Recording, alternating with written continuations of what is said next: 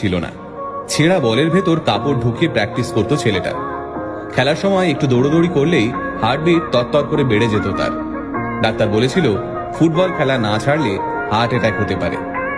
Russia পর্তুগালের খেলা খেলতে নামার আগে বছর 20 ছেলেটি জানতে পারে মৃত্যু হয়েছে তার বাবার।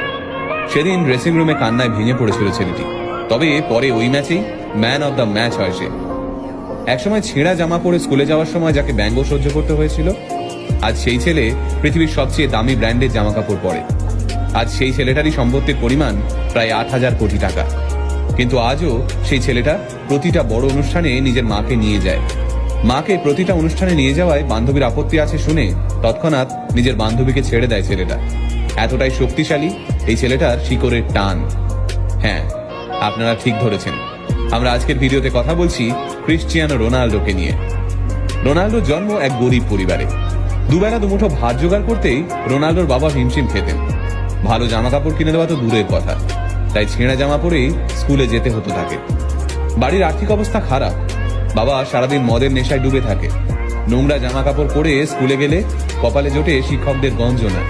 তাই কয়েকটা পয়সার জন্য খুব ছোট থেকেই সাফাই কর্মীর কাজ করতে থাকেন রোনাল্ডো। অবশ্য সমস্ত গঞ্জনা, অবহেলা এবং বঞ্চনার বদলা তিনি তুলতেন ফুটবল মাঠে। ফুটবলের শট মেরে নিজের থেকে বয়সে বড় ছেলেদের ড্রিবল করে মাঝমাঠ থেকে ফ্রি কিক মেরে তিনি চমকে দিতেন সবাইকে। এমনিতে রোগা লিকলিকে চেহারার এক ছেলে, কিন্তু মাঠে নামলেই যেন তার উপর ভর করত এক দানবীয় শক্তি। বাবা ছিলেন স্থানীয় এক ক্লাবের বল বয়, তাই সেই ক্লাবের কর্তারা 12 বছরের রোনাল্ডোকে সুযোগ দেন এই ক্লাবে।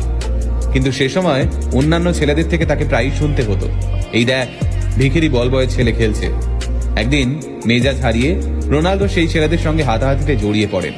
ফলে ক্লাব থেকে তাড়িয়ে দেওয়া হয় রোনাল্ডোকে। আবার পাড়ার রাস্তার মধ্যেই বয়সে বড় ছেলেদের সঙ্গে সকাল থেকে বিকেল পর্যন্ত চলতে থাকে প্র্যাকটিস। একদিন রাস্তায় এইভাবেই ফুটবল খেলার সময় তিনি নজরে পড়েন পর্তুগালের ক্রীড়া মন্ত্রণালয়ের এক সদস্যের। রোনাল্ডোর খেলা দেখে মুগ্ধ হয়ে যান সেই সদস্য। সরকার থেকে রোনাল্ডোকে সাহায্য করা হয়। জায়গা হয় পর্তুগালের স্পোর্টিং সিপিতে। প্রথমে 16 বছরের রোনাল্ডোকে জুনিয়র টিমে নেওয়া হলেও তার প্রতিভা